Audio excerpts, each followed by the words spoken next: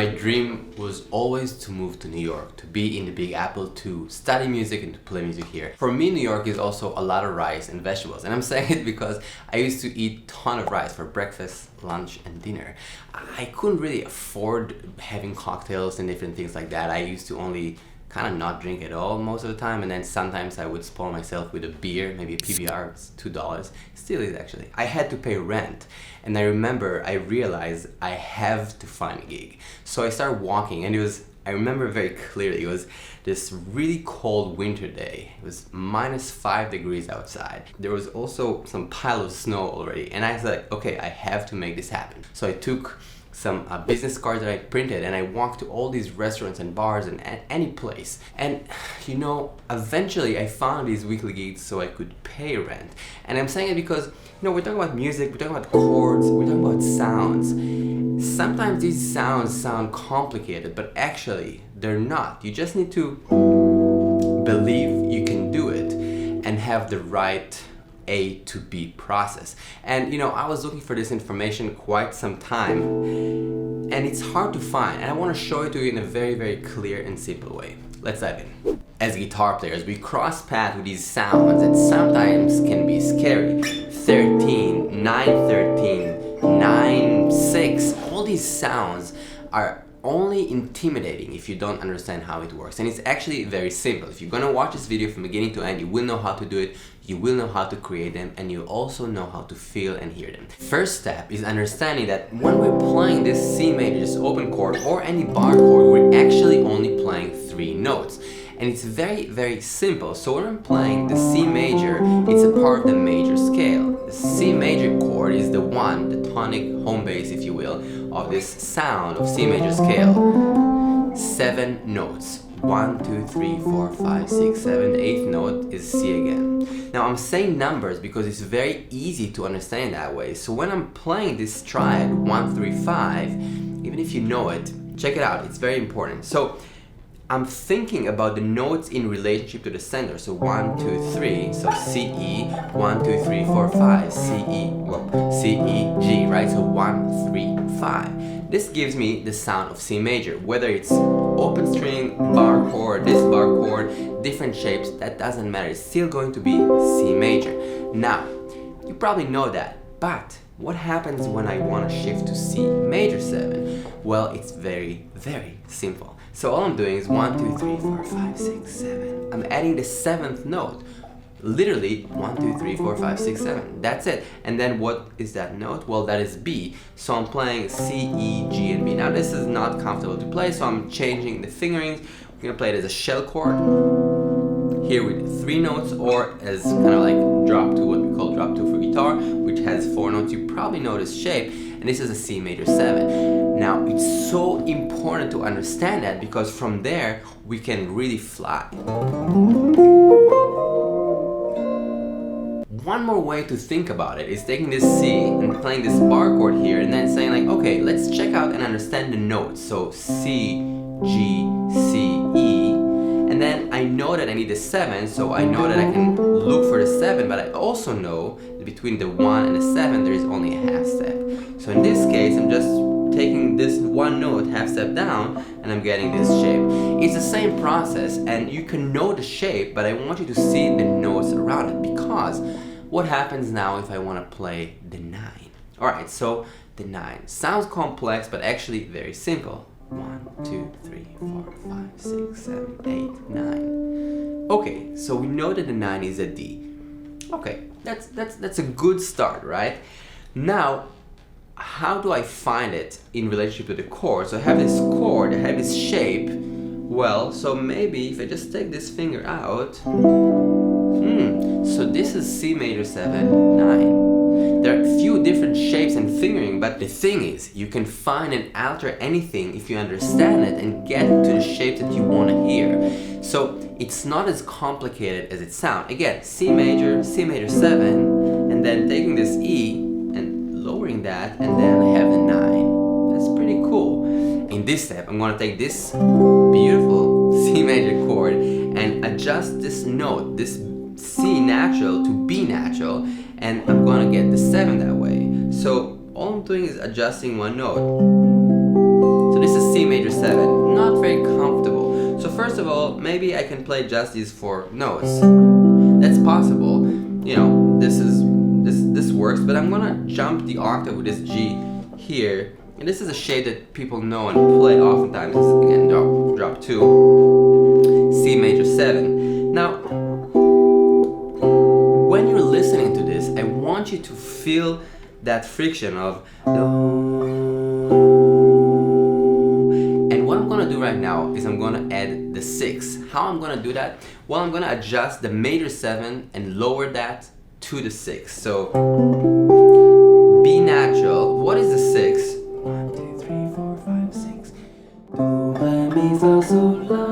Right? So I can take this sound, and I have 2 options actually. I can either move the G up to the A, so I get major 7, 6, or I can altogether decide that I want to drop the major 7 and just have a 6 chord. So this is C6, and this is C major 7, 6. Now, I know it takes time to understand it and kind of play with it, but once you feel it, once you get it, it's a whole new world, you know? And, you know, when we hear the scarier extensions, if you will, right? When people talk about 13, what is a 13? Well, 1, 2, 3, 4, 5, 6, 7, 8, 9, 10, 11, 12, 13. So it's a 13 note, which is actually similar to the 6, or not similar, it's the same note as the 6 in octave displacement. So you can take 1, 2, 3, 4, 5, 6, the A, you jump the octaves, and then you get the 13. So the 13 is actually a 6. Oftentimes these extensions will be on top of the chord. They don't have to, but oftentimes they are. Question: what string do you use? I think these are 12s at Dario, which I usually, oftentimes use 12s and 13, sometimes 11, depends on the guitar. But I'm really curious what you guys use, because I don't know. I'm just curious what's out there. I didn't check too many things, and maybe it's time to explore a little more. Please drop a comment, let me know. So I'm going to look at this bar chord one more time, and I want to change it. Instead of a major 7, I want to play with the dominant, with the 7. So in this case, I'm going to take the shell chord. So this is the shape for C7, C dominant. Now we can do the same kind of process where we look at C and say, well, this is B, C natural, and then I'm lowering it to B and then B flat. B flat would be basically the 7th note. How do I know that? 1, 2, 3, 4, 5, 6. So flat 7 would be B flat, and the 7 is B natural. So it all really is that simple actually. So when you hear the C7 13, it's literally your bar chord adjusted from 1 to flat 7, that sound, and then 1, 2, 3, 4, 5, 6, 7, 8, 9, 10, 11, 12, 13. C7 13. Instead of just moving things around and just kind of memorizing shapes, I'm just gonna ask you, when you have chords, when you meet these 13s, these 9s, try to take a second and understand what it is. The same way that this is C7 13, I can decide that I want to add the 9. What is the 9? Well, 1, 2, 3, 4, 5, 6, 7, 8, 9. Okay, 9, this is D. So I also know that the 9 is actually the 2. So just the note D is the 9. So if I'm playing this shape already, I hope you have an idea how to play C7 13 9. So I'm seeing this 9 here, this D here on top. So I'm just gonna kind of stretch my pinky and get this sound. You can do it through the guitar, and I'm kind of muting this 5th string with my finger here. All these things, of course, take a little bit of practice, but it's not too complicated. Once you really want to do it, you can really do it. It's not too hard. Now, okay, so we have C7 13. What about flat 13? Well, I'm just taking that note, the 13, and taking it 1/2 step down. Okay, but what about sharp 11? Okay, that sounds scary. Well, 11, 1, 2, 3, 4, 5, 6, 7, 8, 9, 10, 11. Okay, so F is the 11. Okay, so 4 or 11, right? So 1, 2, 3, 4, and then an octave higher, so that's the 11. Okay, cool. So F is 11, but I need sharp 11. So F sharp. So I'm gonna go back to my C7 shape and add the sharp 11. Well, ta-da! C7 sharp there are different alterations, and sometimes sharp 11 would be considered flat 5 in certain contexts. For us right now, this is C7 sharp 11, and then half step above is just C7, and then another half step, that's C7 sharp 5 or C7 flat 13, which is actually the same thing, it's the same note, and then 13, and then we're going back to the flat 7. Now, you don't need to memorize anything. You just need to think about the chord, the center, and see how the notes relate. And it's the same thing in terms of feeling it and hearing it. Because all these color chords are, at the end of the day, kind of make us feel something. So when I'm hearing this, I'm feeling something. And that something is you know, the sound of the 6, but it's you know, I'm tagging it internally in a sort of way, so hopefully when I'm hearing it in the wild, I can relate to it. It's the same way to think about colors. This is, you know, the color red, this is kind of green. This is important information. Let's take the first shape, the C major 7, maybe with a 9, and I'm going to try and create something. I think it's really important to create music. So I'm going to take maybe A major 7, and the E string here is going to be effective. Maybe I'll even do like a hammer on it. Kind of cool. Now I'm gonna move it around. I'm gonna use the same shape just for fun. Maybe this. So A major 7 to F major 7. Can still use that open E. Maybe I'll go here. And this is the 9, and also the open E is the 9. So we have 3 chords: A major 7, F major 7, and D major 7. Very simple, but actually again effective, and pay attention to the extension. So this is actually A6 to major 7, and I can add the 9 here, which is the B. So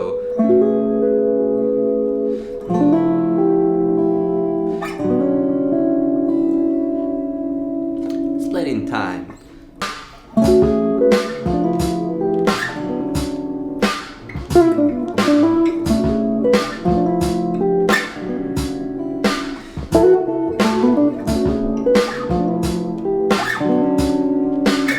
It's kind of fun. I mean, it's very interesting, right? Because I didn't really know what I'm gonna play, and I decided to take this major 7 with a 9 shape, and I just moved it around. But I kind of found this E string, and it's kind of cool because the E, in relationship to A, is the 9, and is the 5, and I have the 9 here on top on this B string.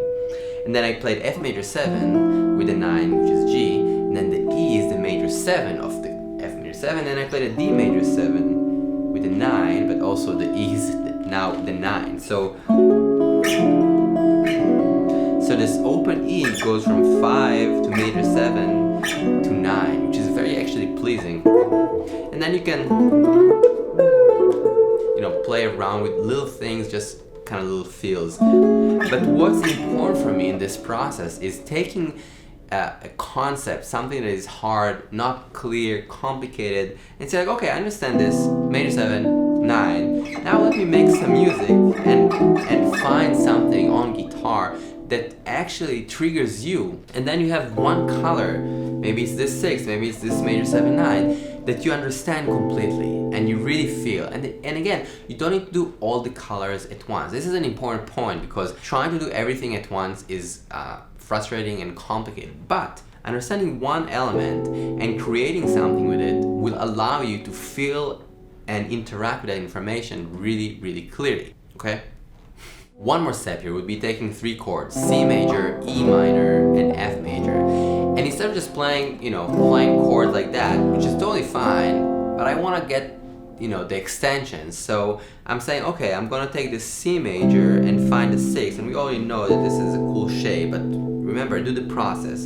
And then from this C, I'm going to go to this E minor, but again, I want to do the 7. Maybe I'll use a shell chord. Maybe I'll even add the 9 here. So what is the 9 of E? So, okay, so from E, 1, 2, well, F sharp is actually the 9. So I just need to find a note F sharp. Okay, it's here, so E minor, 9. again, knowing that this is F sharp is gonna help you for the rest of your life because you know the note, literally. So C major 7, E minor 7, 9, and then, okay, and then let me go to this, you know, shell chord, F major 7, maybe with this 9, so, let's hear it in time.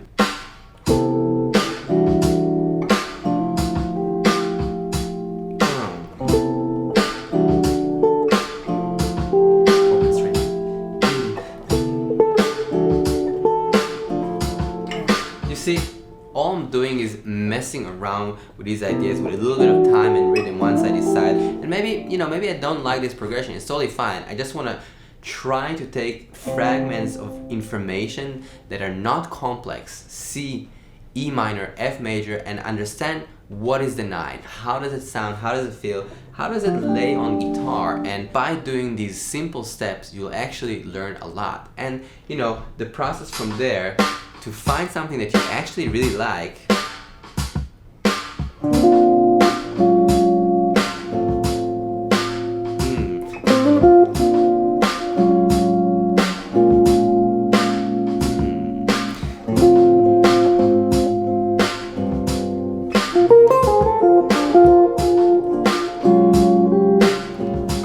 And you know, the process from there to find something you really like is not too far, which is amazing. There's one last concept that I want to talk about, which is taking sort of like an anchor point. So I can take the note G, why not? And then I can find chords that have the note G. So maybe the C major 7, 6 kind of sound, maybe E flat major 7, maybe A minor 7.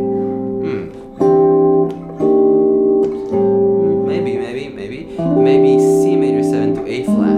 I kind of like that. Maybe, okay, so C major 7, A flat, maybe A minor and B flat. Let's see if that sounds good.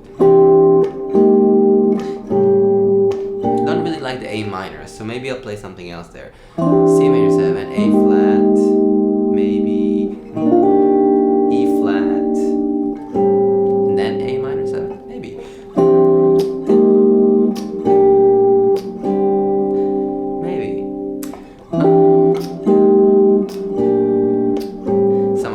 Okay, let's try the A minor one more time. So, I'm not convinced about the E flat. So, C major 7, A flat, B flat, C minor, I like that.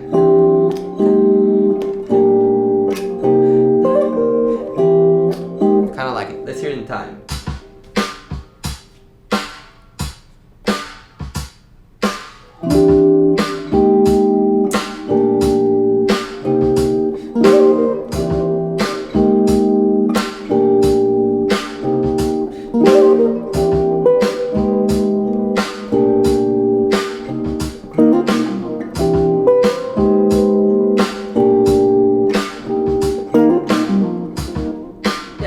Kind of works. I mean, what I'm trying to show is creating things is easier when we understand, and also we're not scared of extensions and all these sounds. And then, you know, once we have a little concept of I'm just keeping this note here and I'm moving things, so I'm starting to try and see how things sound, and in the process I'll make mistakes and I'll run into things that maybe don't sound as good.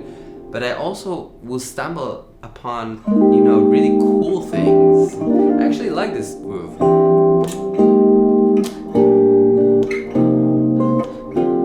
You know, you can keep going with this bass motion, which I like. But the idea is simple, and I really, really want you to try it, okay? So just, you know, when you have a little bit of time, pick up your guitar, take the time to understand and try to create with this information. Thank you, and I'll see you very soon. Peace out.